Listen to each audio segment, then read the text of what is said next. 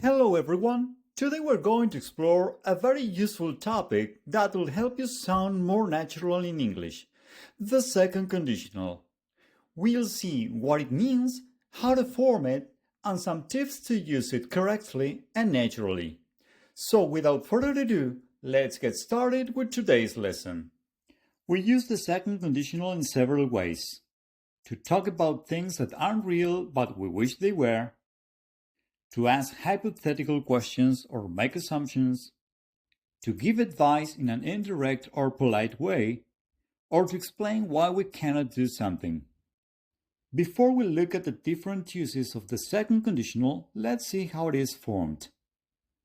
We already studied the first conditional, and just like in all conditional sentences, we have two parts. An if clause that gives the condition, and a main clause that gives the result. Remember this: when the sentence starts with the if clause, we always put a comma between the two parts. The if clause gives us the condition, that is, the event that would have to happen for the result to take place. For example, if I missed the bus, I would walk to school. In the second conditional, we use if plus past simple followed by a modal verb plus a base verb. Here's another example. If I had more free time, I would go to the gym. The if clause shows the condition that needs to happen. If I had more free time. Do I have enough free time now? No. I'm just imagining what would happen if things were different. So as a result of that condition, I would go to the gym.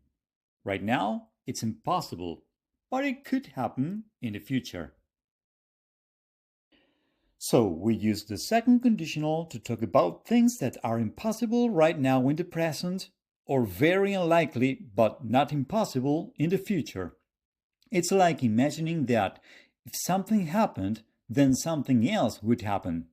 For example, if I had enough money, I would travel the world. That's impossible now, but in the future, who knows? It could happen someday. We also use the second conditional to ask hypothetical questions. To ask someone what they would do in a hypothetical situation. This use helps us keep the conversation going and even make it more interesting. For example, what would you do if you won the lottery? Or, if you only had one wish, what would you wish for? Up to now, we've been talking about imaginary or hypothetical situations, but you can also use the second conditional to give advice in a really polite, gentle way by imagining what you would do if you were in that situation. So, for example, I failed the exam. And here comes the advice. If I were you, I'd ask the teacher for a second chance. Let's see another example. I think I'm coming down with something. If I were you, I would see a doctor. Finally, we can use the second conditional to explain why we cannot do something. In English, for cultural reasons, people usually avoid saying no directly. Instead, they try to soften their answers. And to do that, we explain the reason why we cannot do something, and we give more details about the situation. If I had more time, I would help you. Or, if I weren't so busy, I would go to the movies with you. In these cases, it's already clear that the answer is no, but the second conditional suggests that if I could, I would. A softer and more polite way to say I'm sorry, I can't.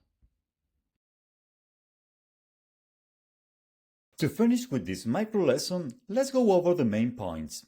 We use the second conditional to imagine possibilities, to give advice, and to explain why we can't do something. especially when talking about the present or the future. We saw that it has a simple structure: if plus past simple, comma, followed by a modal verb plus a base verb.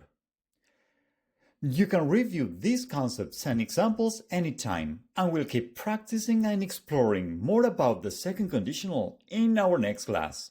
See you then!